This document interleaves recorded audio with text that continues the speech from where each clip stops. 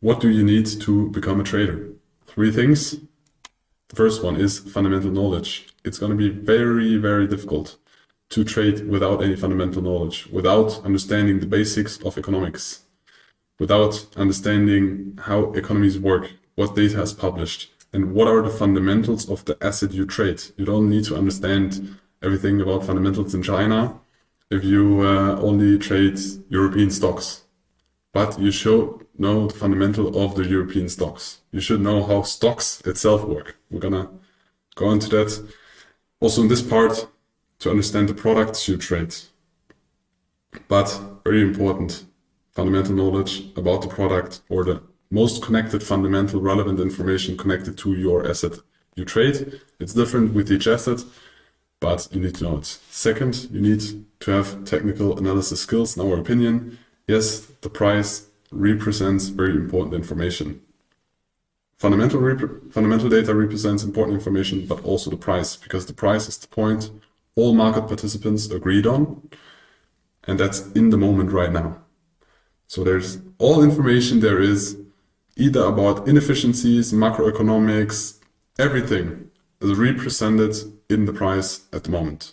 So you also need technical skills, because this you can support the fundamental analysis with the technical skills. And furthermore, you need mental resilience and growth mindset, because most people don't want to hear it, but you will struggle when you start trading, especially when you start trading and then you're good at it and you have a winning streak and the capital grows and the capital gets bigger.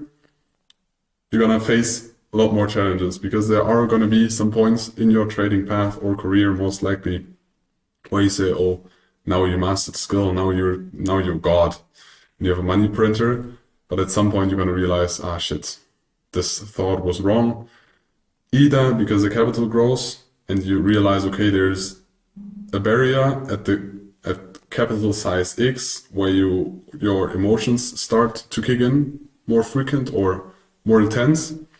Or, for example, you start to build your own hedge fund or certificate or whatever, and you realize, okay, for example, trading with other people's capital, and I don't mean prop firms, is different, or trading your own capital with only having traded prop firm capital before. There are a lot of differences and you will behave differently. So you need to work with that, build mental resilience and a growth mindset, to work on yourself, to work on your skills, to work on your trading continuously, and then you will master it.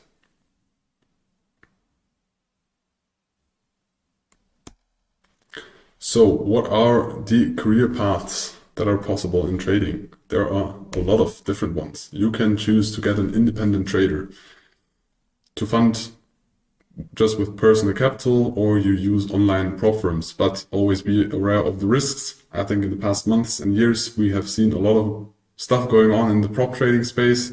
So do your research, do your due diligence. We don't work with any prop firm closely.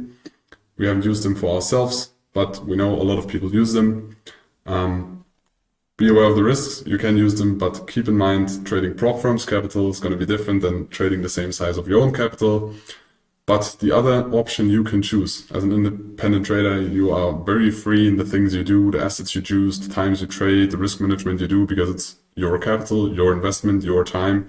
You have no boss that tells you something. The other option is to get good at the trading skill and then get a professional trader at a prop desk. So real prop trading company, not FTMO. It's a real company where you sit in an office and trade real capital, no demo accounts. Or you get an institutional trader. You go to a bank or you go to electricity companies. They also trade, for example, oil or gas. They also trade the futures. They also need traders, mainly for hedging purposes. I will explain later what hedging especially is. Or you go into hedge funds and be a trader in a hedge fund. They need traders as well. So those are the two paths you can choose. If you love and like freedom, you can choose the independent trader. I think in the beginning, at some point, if you want to scale faster, the professional trader can be more easy to scale up the capital, because even if you're a very good trader, it's going to take a lot of time to scale your own capital to a sustainable amount. And being a professional trader, it can be way more easy through that.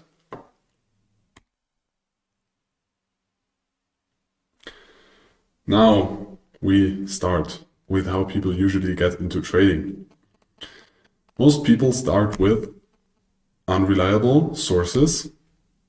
For example, they see an ad of the broker, a CFD broker most likely, or some flashy guru or some lifestyle validating guy or girl on Instagram, and those people flipping accounts, big amounts of money, big amounts of open positions, and then they catch your interest, they catch your attention, and that way most of the people go or have the first contact to the trading space. Secondly, they try to find info on the internet or YouTube from unreliable sources, because the sources that pop up first don't mean that there are track records. Just because a broker is creating informational material and things about technical analysis, they want you to trade. They, especially CFD brokers, which create a lot of content and webinars and YouTube videos and so on, they have the interest that you trade, not necessarily that you are successful. So always when you learn from a source, try to validate that source. Does the person or the team or the company has a track record? What are they doing? Is there a conflict of interest? And in most of the things, there is a conflict of interest. Try to validate that for yourself and then consume the information, because otherwise it can be a time waste and you should validate that first. Third, the people don't or try to trade without an edge. Most people start and say like, hey, yeah, I heard of this meme coin, I heard of this altcoin, I heard that Bitcoin now is a good investment, or my friend told me that stock XYZ is a good investment, or I think oil prices should rise because the winter is gonna get very cold. Just some examples, but most people start more with a gut feeling, without a real edge, without a process. They have not validated the process, the trading decisions they made, the analysis. And you can start with that, but I would not start with a lot of capital to protect it. And start with it and then track all the data. We will get into the way how you track the data later. And then try to analyze your gut feeling. Maybe it's good. Maybe you have a good gut feeling. You are in a good environment to make trading decisions. The way you read the news, the way you interpretate the news, the way you do analysis can work, but most people start without an edge. And first you should think about, what is my edge? What is my advantage in the markets, in the things I'm doing? And you need to do this before, or you should do this before you start trading. And fourth, most people burn their first account. I also burned one account, started trading with 2.5% fees on Coinbase Pro, Bitcoin day trading when I started. So most people have a story where they start and they fail, and that is completely natural, but it's not good. And if you haven't been there yet, please try to stick to the things we teach you and don't burn your first account, because if you do proper risk management, this is impossible.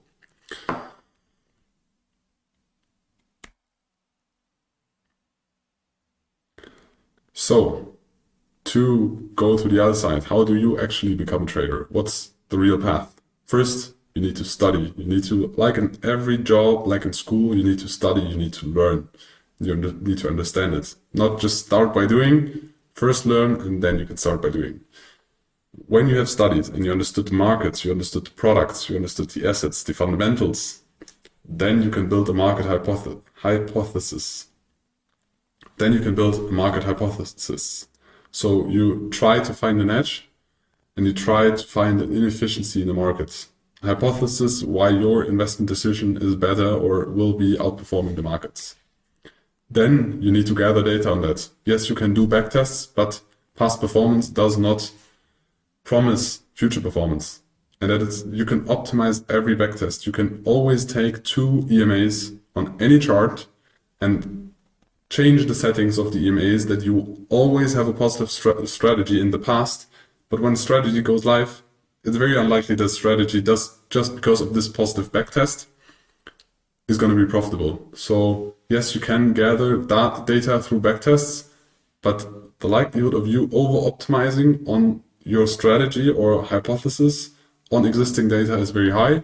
So you can get a feeling for it, but don't validate your strategy just through one basic backtest. Then you need to validate and refine the setups and strategies. So you need forward tests. This is what I said. You need to test it in real market conditions. Do you behave the same? Do you get all the setups? Or does your daily routines, your family, your job, whatever, or those things consume too much time, so you don't have the ability to be in front of the screens all the time and get all the setups, for example? Or is the back test over-optimized? You're going to see it in the forward test when it's not going to work again. Then, when you have done this and the forward test was profitable, was good, then you can go live. Before that, just go live with a very small amount of capital, so you have skin in the game. It's going to be different if you trade demo capital. Just take a small amount, so you feel it's real money, but it's not hurting you a lot. And then you can go live. And then you focus on the decision-making process. You don't focus on the profits, you don't focus on the losses, you focus on the process. Process you establish, the process of your analysis, until you decide whether you press buy or sell or do nothing. Focus on this rather than, oh, I made this amount of money, I lost this amount of money. Don't focus on that, focus on the process, very important when you go live.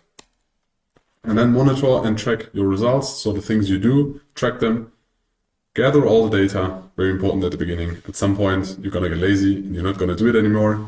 It would be the best if you do it all the time. But we are all human and we are all lazy sometimes, so this is also natural. And then you analyze the data and you adjust to market conditions. Yes, market changes. Market behaves during a COVID crash completely different than during the 10 years before where there was zero interest policy. The markets now behave different when there is higher interest rate, then there's going to be an interest rate if it goes back to zero. Markets behave different.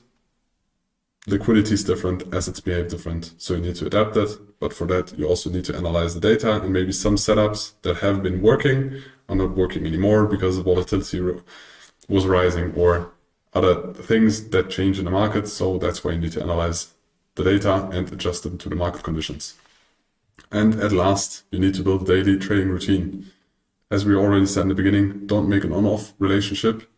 Establish a routine, do the same stuff at the same time, every day, if that's possible. If it's not possible, still do a to-do list or checklist that you do every day. Maybe the time changes when you do swing trading, that's okay. But when you day trade, you should build a daily routine with habits. We're gonna go through an example routine later. So, and now the last important information I want to give you before we start with the beginner series 100 are two things. You're coming from two different sources. Either A, you studied from other sources without success, maybe even with success, but most likely without success. And then you bought this product or this education here and want to learn from us. Or B, you didn't find your way into trading after all, had some tries, maybe did not went into trading at all, wanted to start trading, and this is your first education product in trading or the first source to learn trading. Either way, doesn't matter where you come from, we suggest you to reset, approach this mentorship as you were starting from scratch. I was doing the same when I joined Patrick, when I learned from Patrick. I've been into the markets the years before, and I had my own analysis, my own strategies. But when you want to adapt and learn a strategy from somebody else, try to learn it like there's no scratch on the paper, like nothing. You have a blank sheet, and then you learn it, and then when you master it, then you can start to combine it with your own stuff, or the things you knew before, or other things. But please start from scratch, because otherwise you will change the strategy we teach you and implement your own things and then say, okay, the strategy is not working. But very often we experience then the people are doing or adding things what we never teach, and was like, okay, do the things we teach, master this, and then when you want to add in yourself or your own stuff, your own way, and we suggest to do this at some point. But for learning the strategy, begin from scratch. Thank you. So now we will start with the beginner series 100.